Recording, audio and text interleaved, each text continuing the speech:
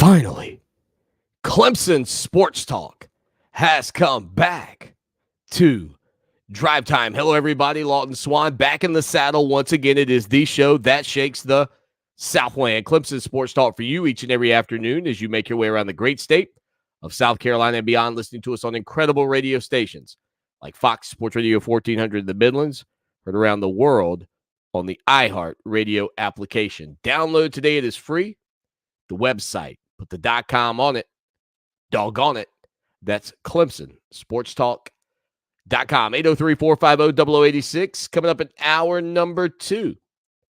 Legendary Clemson SID Tim Beret will join us to talk about a busy day in the world of college football, in the world of your Clemson Tigers. We got the scroll at the bottom. You can see it. Beaux Collins, if you follow us on Twitter, at Clemson Sports. We got the transfer tracker on the website right now, trying to keep that updated. We've got news on the coaching front at Clemson with a couple of changes with Lemansky Hall and Thomas Austin. Trying to digest it all, but here's the thing today. And since we are streaming it, hit the like, share, subscribe button. Hit the ring the bell or whatever you got to do, become a subscriber. If you are on TikTok, we are there as well. We're trying to get to 1,000 TikTok followers. We'll start doing this thing on TikTok. Oh, yeah. TikTok around the clock. We'll do it. But I want to hear from you. What are your thoughts? What are your thoughts on Beaux Collins going into the transfer portal? We'll get to his statement here in a minute. The portal technically doesn't open until December the 4th. So we're a few days out. Now, it opens immediately, and part of the reason that we know some players and even some where they're going, their destinations, because if your coach leaves or is fired, so there's a little trickle-down effect. Texas A&M fires Jimbo Fisher. Mike Elko is hired from Duke. That means Duke's players can jump in. That means Texas A&M's players can jump in. This is the new era, if you will, in college sports, and more specifically at this time of the year in college football. Now, was I caught off guard? Question 1. Caught off guard by players going into the portal? No. That's never something that catches you off guard in this day and age. Players are going to portal. The name, however, being Beaux Collins today, yes. And here's the thing about Beaux Collins. When we've talked about wide receivers on this program, when we've talked about Clemson wideouts, the one correlation, like whether or not you think the problem is Tyler Grisham, whatever, right? And you didn't see Tyler's name today on the out list like you did Thomas Austin and Lemansky Hall. But Beaux Collins as a freshman was the best wide receiver on Clemson's campus. The best wideout that freshman year. Then his sophomore year, I thought he had a chance to be again. Injuries kind of limited him, obviously. And the same story, it was kind of like, remember the movie Ghost? They're singing Henry VIII. Second verse, same as the first, right? Like, here we go again. It kind of felt that way a little bit this year, too. Like, every time he turned around, Beaux Collins was a little bit banged up.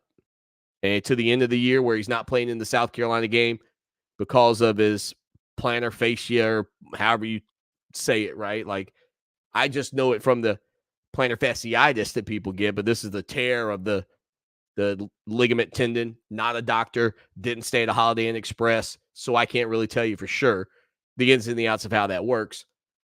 But this is a kid that's got 3 really good years outside of really one moment this past season where he sort of loafed to the end zone. You remember that? And Dabo Swinney talked about how he would get on him after the game about it, and rightfully so. We saw a similar situation with Ray McLeod when he was at Clemson, and he had a play. I think it was a punt return, maybe a kick return. I feel like it was a punt return going into the end zone, set the ball down before he got to before he crossed the line. And I think for a lot of people, they watched Beaux Collins in that moment. They felt like it was an out-of-body experience because Beaux Collins, outside of, letting you know it was Beaux time, had never really been a guy that you would have thought might take a not necessarily a playoff. That wouldn't be fair, but, not give 100% or 110% Frank Howard, right? Wasn't given 110% in that little portion of the ball game. But he was 100% Clemson guy. Like, you hear him when he meets with the media, you just go, this is an unbelievable kid. I mean, if your son or daughter grew up to be the person that it appears, and look, when you cover these players, you don't know them. You really don't know them. You don't know everything about them, but you get a vibe about people when you're around them. And the vibe that I always got from Beaux Collins was that this is, he's a man's man. His parents have obviously raised him right. He was a great ambassador for the university and just had a year left, really. Had one year left to play. And so in my mind, if you're saying to me, Swanee, look at the list of wide receivers at Clemson, who do you think is likely to leave? I can tell you Beaux Collins was not going to be somebody at or even near the top of that list. Now, NIL has changed the game for everybody, and I don't love it. And you know this. I've come to accept what it is, but I don't appreciate what it does. And I think that players, in large part, and it's not always the case, but I think players who maybe don't make a certain amount of money in NIL feel compelled, and this may or may not be Beaux Collins' case, and that's perfectly fine if it's not. It's perfectly fine if it is. But may feel like they've got an opportunity to go somewhere else and make more money. And if it's only about the money for a player, in this age, you can't really fault them. It's not their fault that the rules currently don't require any type of loyalty. It's not their fault that the rules at this time don't require any types of contracts. That's not on the players. We don't have to like it, but I can assure you, if you had value and someone would offer you more and you didn't have a contract, you'd go take it. Now, you might say, well, Swanee, if I'm making $65,000 a year and somebody offers me 70, but I got to move to, Chicago, I got to weigh all those options. And you're right. Like, there's the financial options, family obligations, all the things that a lot of you, like me, have to deal with. Right? There have been opportunities for me in radio that would have required me to potentially move my family. Is that something, when I sit down with my wife that she wants to do? Is that something that I want my kids to have to do? Those are things as a family that we have to talk about. You know what the great thing about college? You don't have those worries. You don't tend to have any worries. You're for the first time your parents got you out of the nest. Fly, little birdie. And if you're a football player in this era and you're out of your family's home and you're living and doing your thing, and all of a sudden, this NIL thing kicks up and you got a chance to make a little bit of money,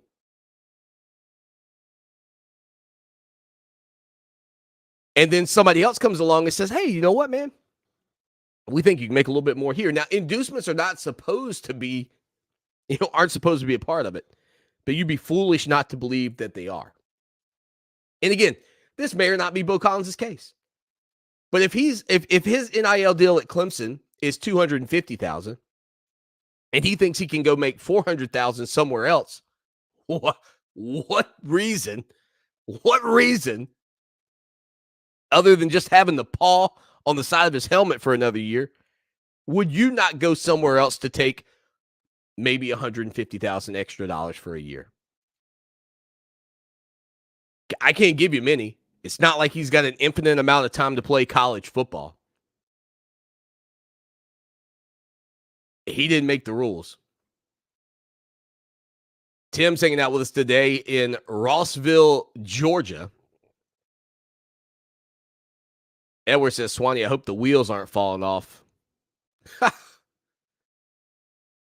Neil says Tyler Grisham has Wesco coming in. The only reason he's still here, in my opinion, talking about the 5-star wide receiver, Brant Wesco out of the state of Texas. Now, that may or may not be the case. That may or may not be the pressure that Beaux Collins felt. I can't tell you. But as long as we don't have contracts, as long as players don't have to stay at a program for a specific amount of time, this is going to be the norm in the sport. And here's what I'll grant you. A lot of you would say, Swanee, well, one way we can fix this is, guys should have to stay at the school for 3 years. So if that's part of your solution, that players need to stay to school for 3 years, well, guess what? Beaux Collins did. He held up that end of the bargain. If you said, well, Swanee, I think maybe the rule should be that you can transfer once you graduate. That puts an incentive on education. And arguing if you're going to argue anything in front of Congress right now about college football and players and the programs and the rights and kind of trying to calm down this portal, graduation rates or graduating players might be an incentive that could tip things in your favor. Because if you could prove that players are less likely to graduate in this system that currently exists, then you could go back to the fundamental arguments that we talk about here on the program a lot with college football, and that is, and not just college football, college sports in general, is that these programs were never founded to become professional programs. That wasn't the nature of the university. That wasn't the nature of the opportunity that players began to earn with scholarships. Now, can we agree that there was a significant amount of time, probably somewhere from the early 1970s through 1999, 2005, somewhere there, where the emphasis on the education for the student athlete wasn't really championed? There are probably a ton of former college athletes that will tell you that they didn't get anything out of the education process at a university, in part because the university and or the athletic department and or the coaching staff didn't require those players to be student athletes. They were athletes that just happened to be students, but they put the emphasis on the wrong syllable. You following me? And so because of that fact, we've gotten down this road where people say, well, these guys should absolutely make something. I don't disagree. But I don't know that I agree that the starting quarterback should make $1.5 million and the starting offensive lineman should make $25,000. I don't think that should be the model or the discrepancy. I don't think that should be the way it works. Could a tiered system work across the board? Maybe. Could a system where it's equal from the bench to the starting quarterback work? Sure. But in a situation where you can just leave, you can just pack up and go. And again, this is not meant to be an indictment on Beaux Collins. Whatever Beaux wants to do is fine with me. He's been a jam up tiger. I mean, as good as you could get, in my opinion, just in terms of, as I said earlier, being an ambassador for the program. I'm just talking about the situation that we're in. And the other thing, too, that I think would be preferential for a lot of people, I think a lot of people would prefer this.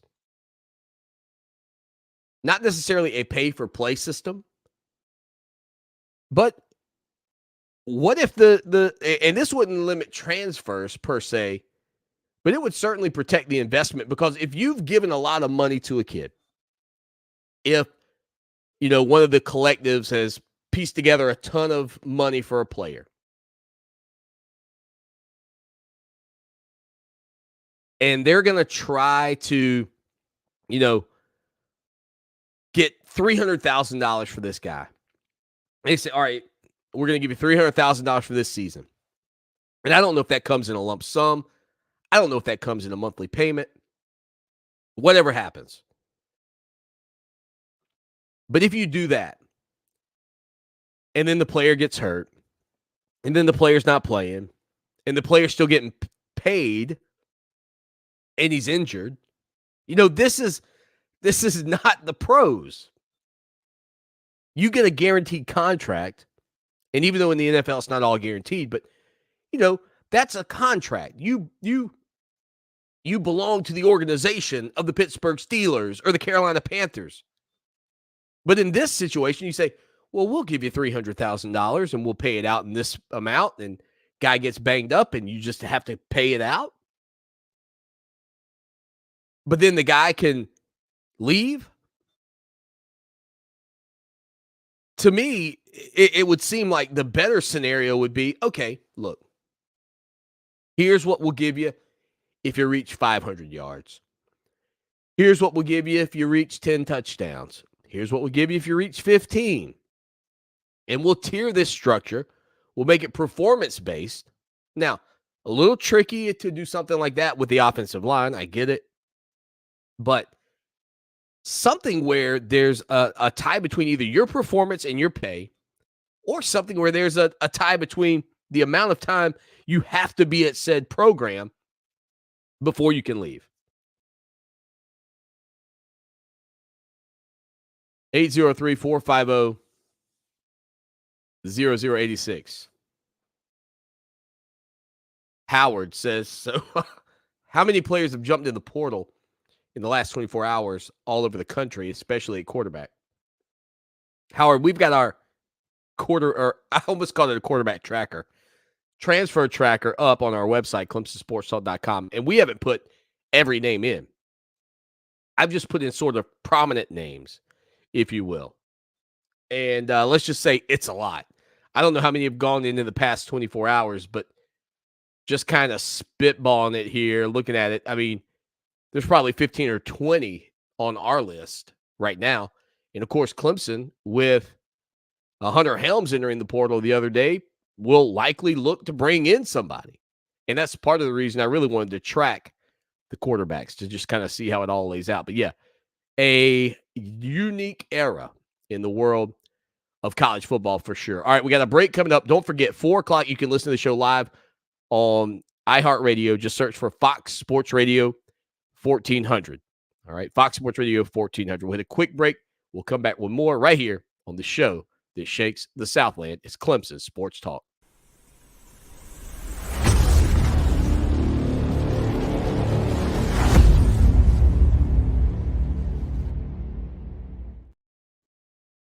What's up, everybody? Thank you for hanging out with us. I gotta upload this real quick to iHeart, and we'll get rolling. So I'm gonna put you on the little loop, real fast countdown loop for probably 2 minutes.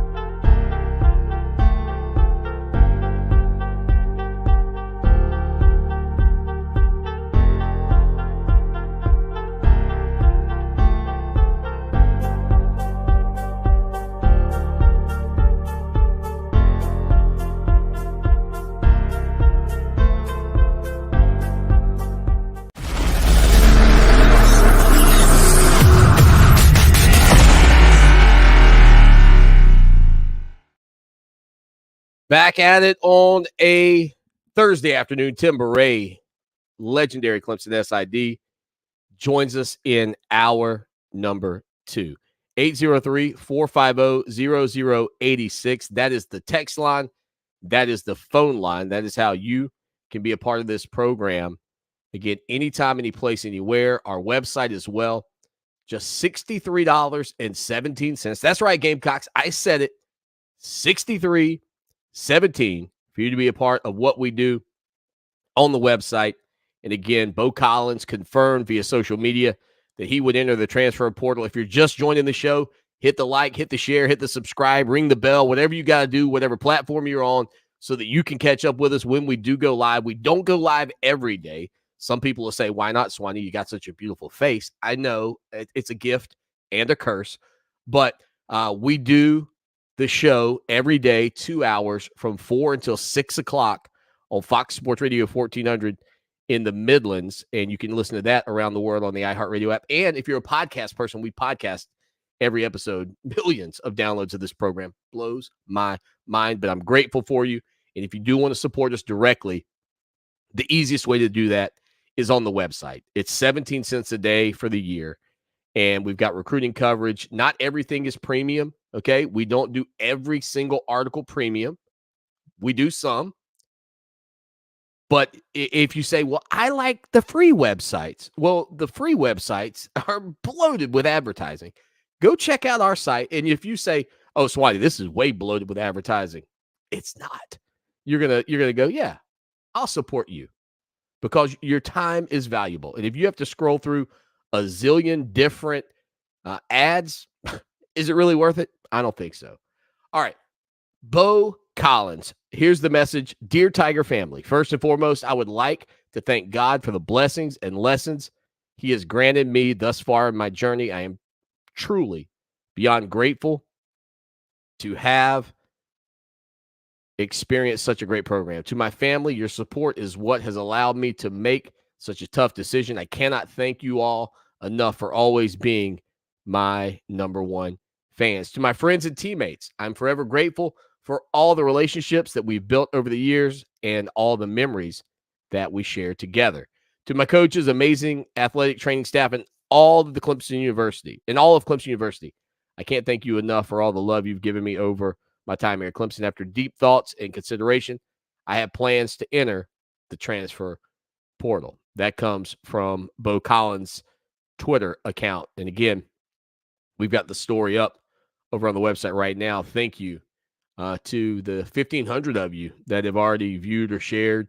I appreciate you being a part of that. Now, the other news out of Clemson today, changes on the staff. Lemansky Hall and Thomas Austin both out. Now, if you've been around this program, I know there are a lot of people out there that have been shouting, oh, we got to get rid of Tyler Grisham. We got to get rid of Thomas Austin. You haven't heard many people say anything about Lemansky Hall. I did. Not in a negative light, though, quite frankly. Not in a negative sense. So my thoughts on Lemansky Hall has been, as of late, with Nick Eason and the job that he's done. And in my opinion, Nick Eason's ability to coach both the defensive ends and the defensive tackles in an era where Clemson did not have, and it was a pretty glaring weakness, in my opinion, the special teams coordinator. It felt like that needed to be something that was addressed. I looked at Lemansky Hall, thought about his relationship with Dabo Swinney, felt like, you know what, Lemansky might be somebody that would be interested in getting into a role outside of being a day-to-day coach on the field. Well, and if you read the statement from Dabo Swinney, it doesn't insinuate that, but it sounds a little bit like it. I'll get to the statement in a minute. But that was kind of my thoughts on the Lemansky Hall thing. Got a good relationship with Dabo Swinney. There's no reason. Like, look, if you gave me the option, like if I'm a coach, you say, hey, you know what? Lemansky, here's the thing. Love what you're doing, but I think we could find you an administrative capacity working with Paul Journey. Well, how much does that pay? Well, not as much as you make coaching, but you know, you can make it 6 figures and some change. Okay, so it's a little more laid back, not stressful, don't have to do the recruiting. Yeah, none of that. You're good. Okay, yep, sign me up. Sign me up for that. And it's probably a job you're never going to get fired from, right? You have to make a really dumb mistake to get fired from a job like that. And if you ever desire to get back into coaching, well, you know what? You've got Dabo Swinney's name on your resume as somebody to call, and that probably gets you in the door in a hurry. But I thought Lemansky Hall would be somebody that could potentially be changed out. And my hunch was, we kind of know the rumors and the speculation about Jeff Scott. And there's a lot of people that would like Jeff Scott to come back. There's also the vibe that Jeff Scott's got young children, still getting paid from the South Florida gig, doesn't need the money. So why? Why come back to the hustle and the bustle of being a full-time coach? There's a lot to it. And his name will certainly be one that people are going to talk about today because of the success that Clemson had when he was on staff, and rightfully so. But a lot of those names, or a lot of those people that talk about it, are talking about it because of the wide receiver position. So without Coach Ski, my thought was probably two or 3 months ago, whenever I was talking about this, was that you could bring in Jeff Scott. You could make him head of recruiting. You could put him as the special teams coordinator, because you only get 10 coaches, special teams coordinator, and call it a day. And you say to Jeff, look, man, we really want you back. We know what you bring to this program. We know how good you are in terms of recruiting. And we believe that in this capacity, you can still be the father that you want to be for your children, but you can also be a part of this program. And I don't know if that's the way this will all play out. I have no idea what the plans are for Clemson. But with Lemansky Hall gone, that would throw in the opportunity there, because I don't think you have to bring in, a defensive ends coach. I think you can look for that position to be something a little bit different. We'll talk with Tim Beret about that to a degree as well, coming up in hour number 2. All right, quick break. We'll come back, and we'll talk about Thomas Austin with that news coming out today as well. Stay with us. All right, folks, that's 7:35 there. We're going to do the Thomas Austin segment, then we're going to call it today. Is that good with y'all? And then I'll come back with Tim Beret in hour 2. Let's see. What are y'all's thoughts on them? Put your thoughts in there. Oh, okay, Bays. All right. Why, Bo? All right. Let's see.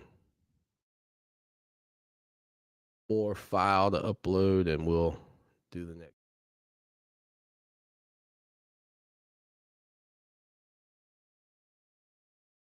The magic of radio from home.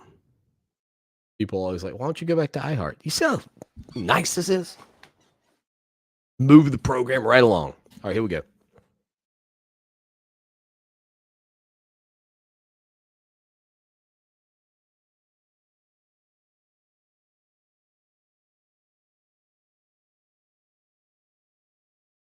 Got to get the segment first, Swanee.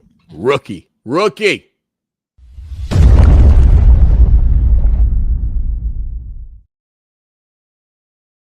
It is the show that shakes the Southland. Clemson Sports Talk each and every afternoon. Fox Sports Radio, 1400 in the Midlands. Live right now for a lot of people on Facebook, YouTube, Twitter, Instagram, TikTok. I honestly don't know where we are. We're on all those platforms, though. Wherever you are, we are. Subscribe there. Hit the little bell. It'll let you know when we go live. That way, if you're traveling the highways and byways, you're riding with your spouse in the car or whatever, you can get updates when we do go live, because today was a big day. Beaux Collins going to enter the transfer portal. Lemansky Hall out. Thomas Austin out. We talked about all of that a little bit earlier. Let's see here. So Garnett Lee, that's so odd. Garnett, I'll explain in a minute. Says, why, Bo? Next season was looking promising, but now I don't know. Garnett, the reason that I hope that's how you say your name. That's my sister's name. Just there's an E at the end of it. My grandfather's name was Garnet. Yes, like the Gamecocks color, but he was a Tiger. Been a Tiger through and through all those years. Let's see. Michael Bays. Some of you may know Mike Bays from his time as the Tiger in Clemson. He says maybe Collins and DJ will go to Michigan State and hook up. Get the old St. John's Bosco group back together again. Taking DJ and Beau to where DJ's former coach at Oregon State went, to Michigan State. You know what I said? I said the ultimate heel turn. I don't even know if it's a heel turn. It's more like a baby face if we're going to go wrestling references here on the program. And you know we love a good wrestling reference. I think that your time is done, and I think that the spotlight should go on top of me. Yeah. What if DJ said, yeah, you know what, I'm going to come back to Clemson. They got a backup spot. They need a short yardage guy. Like I did a segment on this program. a couple of weeks ago where I said, you know, if Clemson had DJ in that Duke game, what do you think happens when the Tigers are at the 1 yard line? All that kind of predicated off of watching what he had done out at Oregon State, the missing short yardage game for Clemson early in the season. And maybe DJ, how you doing? Welcome back. We need a little short yardage quarterback in Tiger Town. So you talk about the fans just flipping Clemson fans on their heads. Man, that would be wild. But anyway, that's not, I'm not suggesting that happens. I just like the fun in the thought. The fun in the thought. Thomas Austin, also relieved of his services. Dabo Swinney saying, today I made the difficult decision to seek new leadership for the offensive line. It is my responsibility as head coach to make difficult decisions that I believe are in the best interest of our football program and the young men that comprise it. After a few days of deep thought and evaluation, I believe this was the change we needed to make. He went on to talk about how he loves Thomas Austin, his family, you know, his capacity, being a former Tiger, all those things.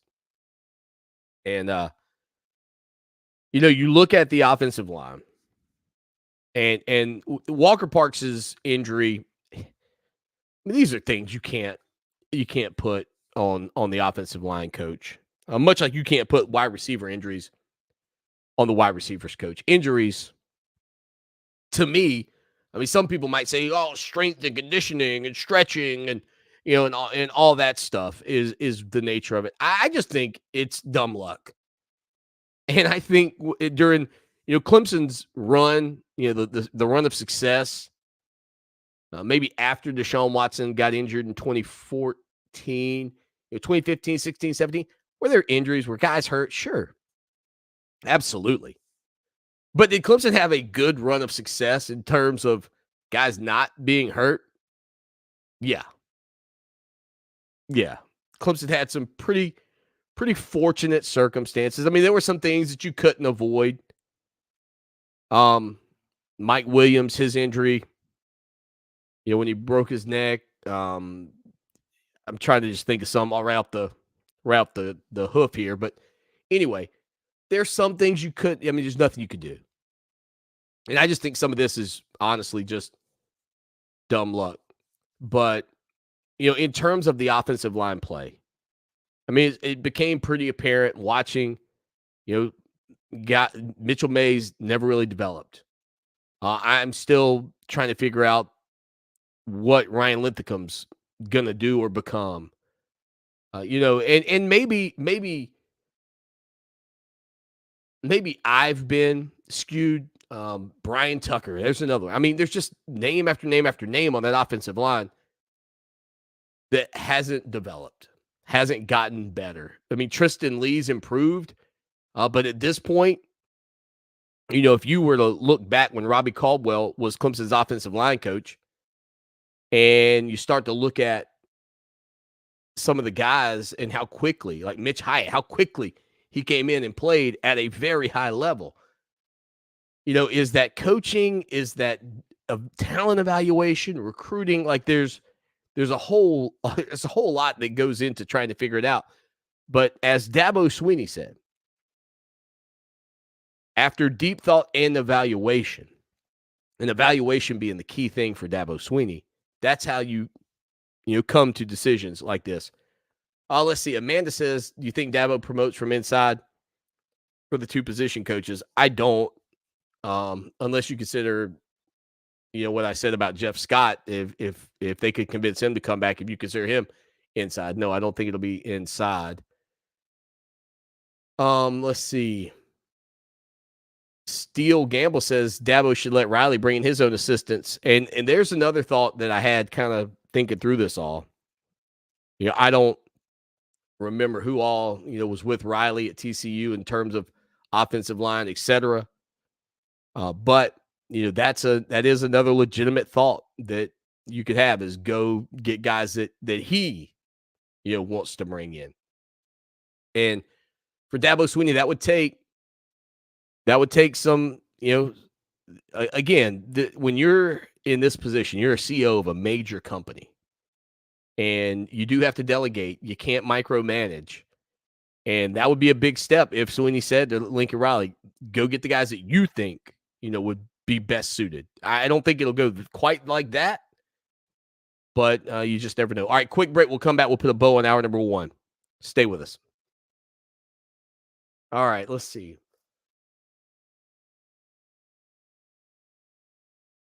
I will do one more segment here with you guys, because I've got one more thing I do want to talk about, I think. I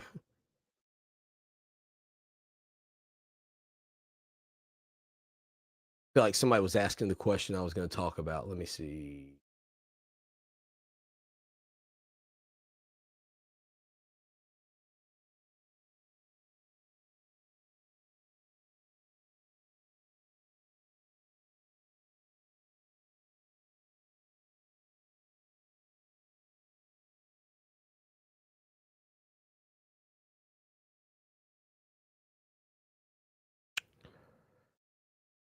Upload one file, and then we'll get going.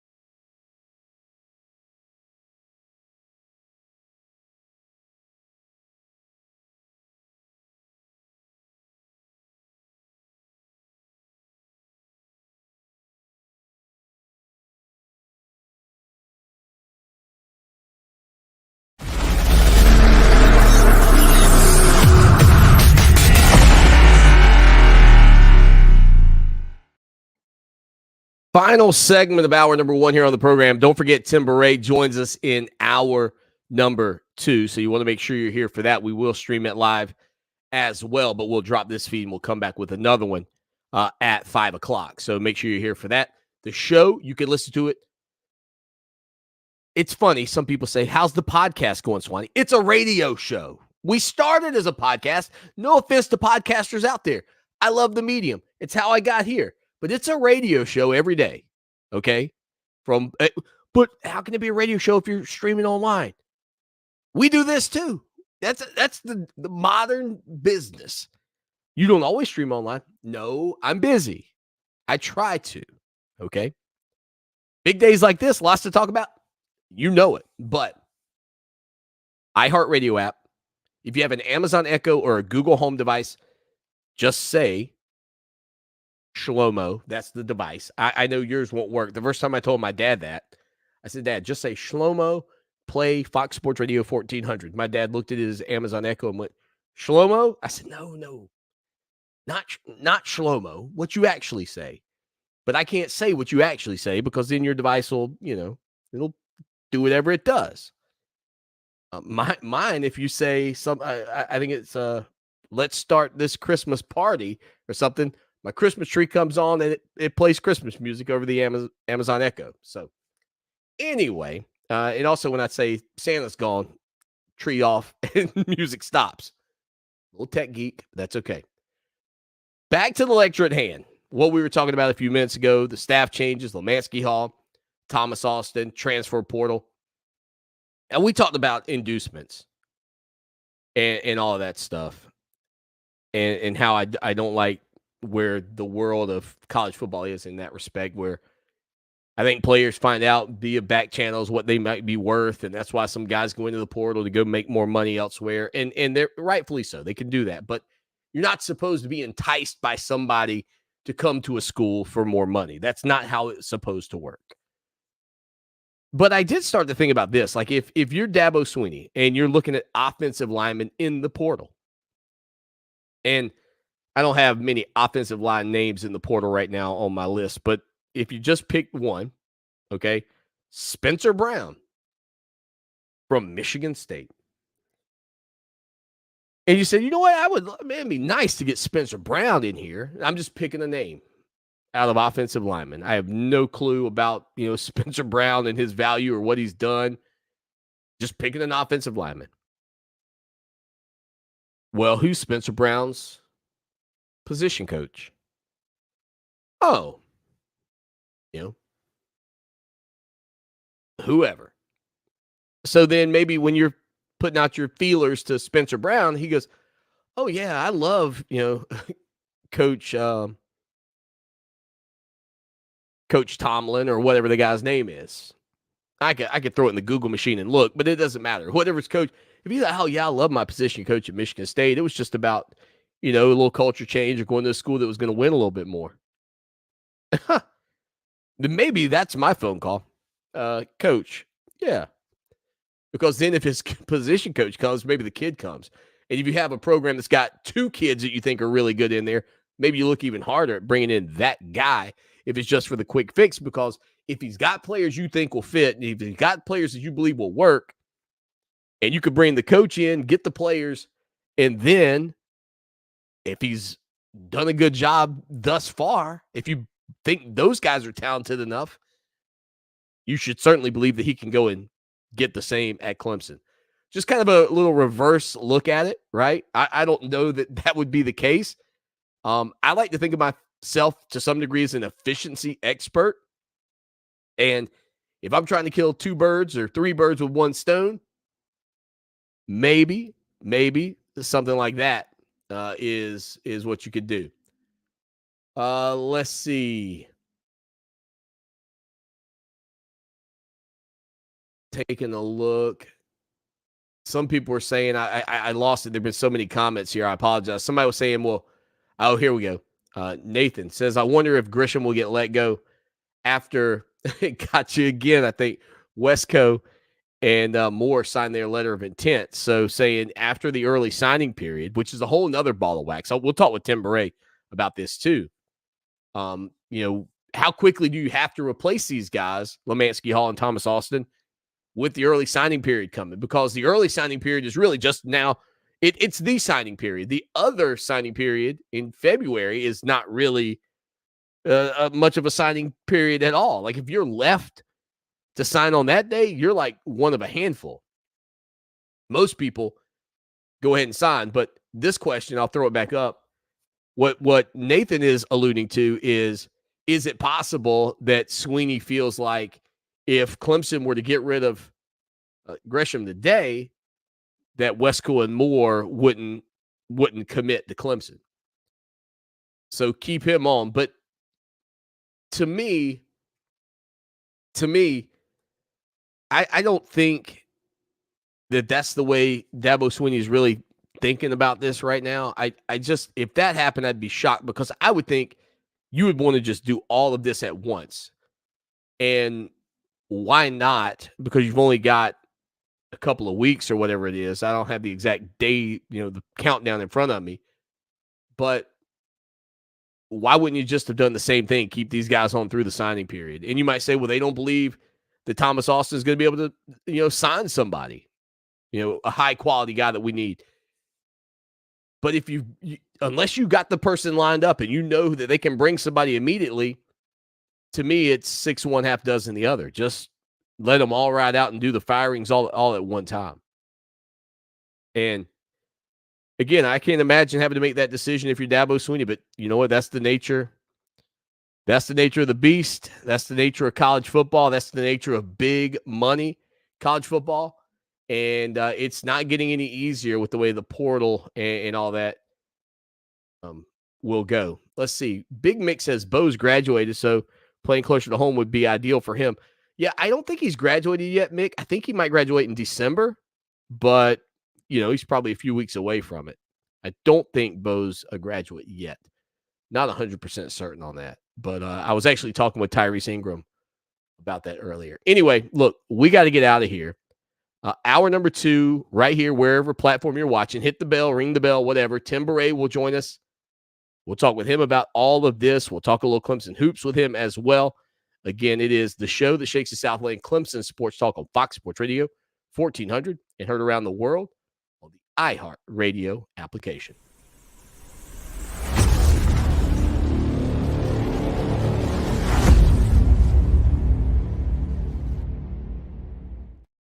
Hey, everybody. Thanks for hanging out. Again, I'll come back right at 5 o'clock with Tim Beret. We are the rest of what you just heard is going to be on iHeartRadio right now. It's probably playing some of it, but do appreciate everybody hanging out with us. And whatever you got to do to subscribe, please hit that. That will help us really trying to get to 1,000 subscribers on TikTok. So if you're on TikTok, just look us up, look for our logo. That big, good-looking logo right there. That's a good-looking logo. Like, can we just be honest? Go look at any other site's logos. I don't care where you go. Go look at all the other Clemson site's logos. And you said, if they banned the paw, if they said, we cannot have the Clemson paw anymore, and I know this was backwards, not my fault.